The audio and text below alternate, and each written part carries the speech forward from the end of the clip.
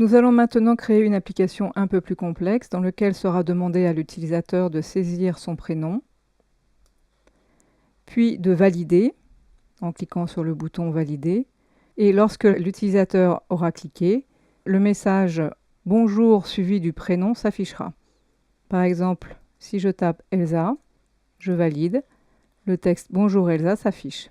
Pour ce faire, nous aurons à placer dans un premier temps un label qui va nous permettre d'afficher votre prénom. Ensuite, nous utiliserons un composant TextField qui permettra la saisie du prénom. Nous utiliserons un composant bouton pour valider la saisie du prénom. Et ensuite, nous utiliserons un dernier label pour afficher le nouveau texte en fonction du prénom qui aura été saisi. Pour réaliser cette application, nous allons créer un nouveau projet de type Java Application. Nommons ce projet Fenêtre avec saisie, sans sélectionner l'option Create Main Class. Ensuite, nous ajoutons au projet une JFrame Form.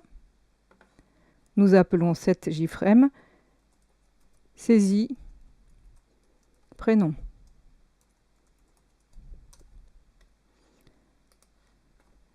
Nous allons inclure la classe dans le package Introduction. Donc nous avons vu tout à l'heure que nous avions besoin de deux labels. Un premier label pour afficher le texte votre prénom.